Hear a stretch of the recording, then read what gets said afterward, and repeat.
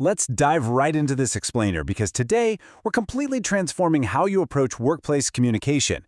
We're going to take what most of us treat as just a mundane daily chore and turn it into a literal superpower for strategic influence. Think about it. Whether you're leading a massive team, coordinating across different departments, or honestly just trying to drag a simple project across the finish line, how you package and deliver your thoughts, that completely dictates your success.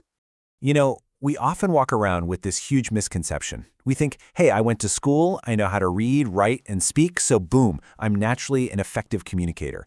But actually, Farnaz Kadime, she's the VP of University Communications at Stanford, she hit the nail on the head. She said, communications is an art, and not everybody can do that. It's an art. It requires discipline, structure, and really understanding the hidden mechanics behind how humans interact.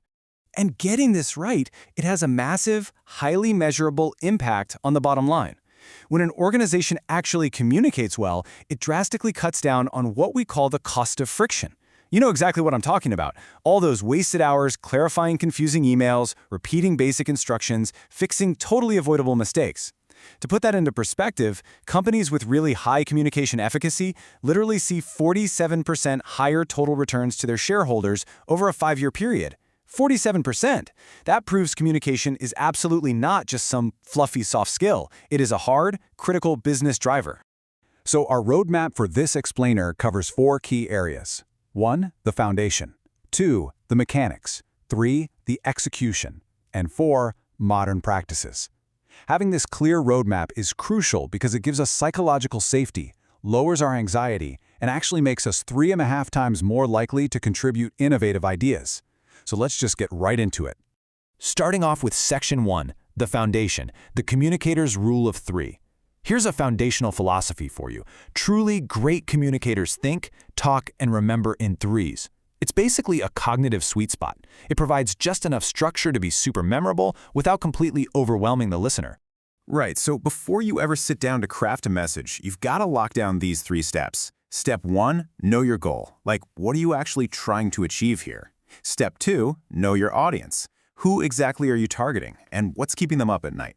And step 3, and this one gets overlooked way too often, know your data. In communication, data is how you actively listen. It's how you look at what's actually landing with your audience, instead of just shouting into the void and hoping for the best. Moving right along to Section 2, the mechanics, process, and the cacophony of noise. Let's lift the hood for a second and look at how a message actually travels from one human mind to another. Because let me tell you, it's way more complex than just opening your mouth or hitting send. The whole communication process is really a continuous feedback loop. It kicks off with the sender, who encodes a message. That message then travels through a specific channel, and the receiver has to decode it. And finally, it loops all the way back around with feedback. Every single step in that cycle is a critical make-or-break moment where your message can either succeed beautifully or just completely fall apart. Now, to survive that wild journey, the sender has to encode their intent flawlessly. You've got to think about semantics, which honestly is just a fancy academic way of asking, are you using the right words and skipping the confusing jargon? You also have to consider symbols. Are your visual aids actually making the point clearer, or are they just adding messy clutter? And then you have to pick the right avenue, meaning, does your tone even match your objective? Because if you mess up the encoding phase, your receiver literally has 0 chance of decoding your message correctly. Which brings us to the main villain of our communication story, noise. Now, we usually think of noise as, a loud room or a really spotty internet connection. But psychological noise, that is way more dangerous. Think about it for a second. Have you ever tried to send a highly complex, nuanced email when you were incredibly angry or frustrated? That emotional state acts as dense, thick noise, and it completely warps the decoding of your message. The best practice here is incredibly simple but super hard to do. Just wait until you're calm, or honestly, just pick up the phone. You can think of message fidelity a lot like that classic broken telephone game we played as kids. Someone whispers a complex instruction, and by the time it reaches the 10th person, the message is completely unrecognizable. That's high noise and low fidelity in a nutshell. To combat this in the real world, relying on direct channels and getting written confirmations are absolutely vital. That's how you preserve the original meaning and ensure that what you encoded is exactly what they decoded. Okay, on to Section 3, the execution, the 7 C's pre-flight checklist. Now that we've mapped out the process and the hidden dangers of noise, let's look at the ultimate pre-flight checklist you need before sending anything important. There are 7 universal principles here that ensure your message survives that treacherous journey to the receiver. They are clear, concise, concrete, correct, coherent, complete, and courteous.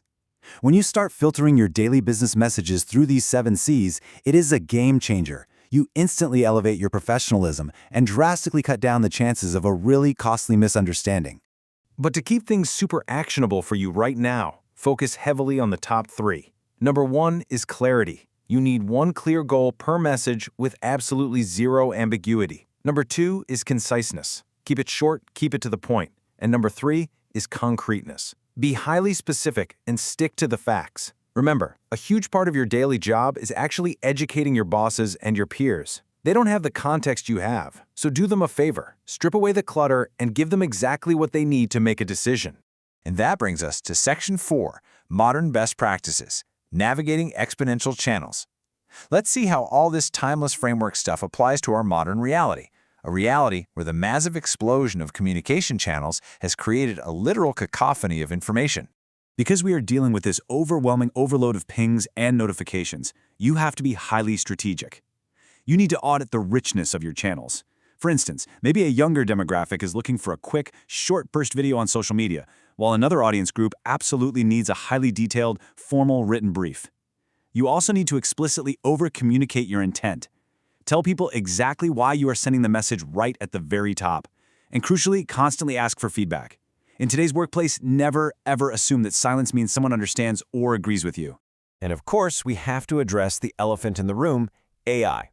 When it comes to using artificial intelligence in communication, moderation, and common sense are your best friends. You should absolutely set specific goals for it, like using AI to brainstorm audience targeting or draft an initial outline just to beat writer's block. But, and this is absolutely crucial, you must keep a human in the loop. Always attribute when it's appropriate, and rigorously fact-check your work to combat those crazy AI hallucinations. Remember, AI is a tool to enhance your message. It is not there to replace your unique human voice.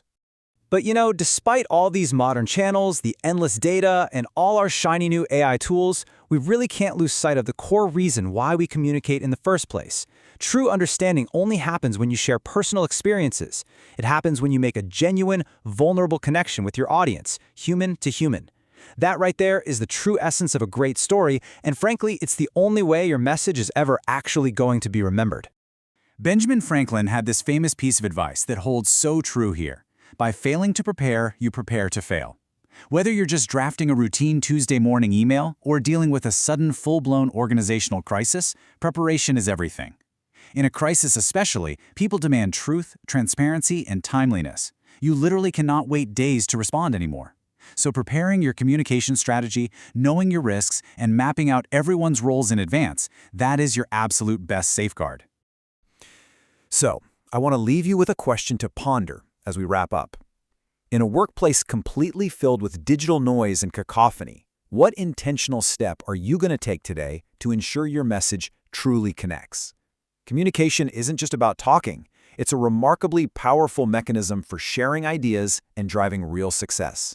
So take these frameworks we talked about, the rule of 3, the process loop, the 7 C's. Cut yourself some slack when the fog of war makes things messy, learn from it, and start communicating with intentional, structured focus starting today.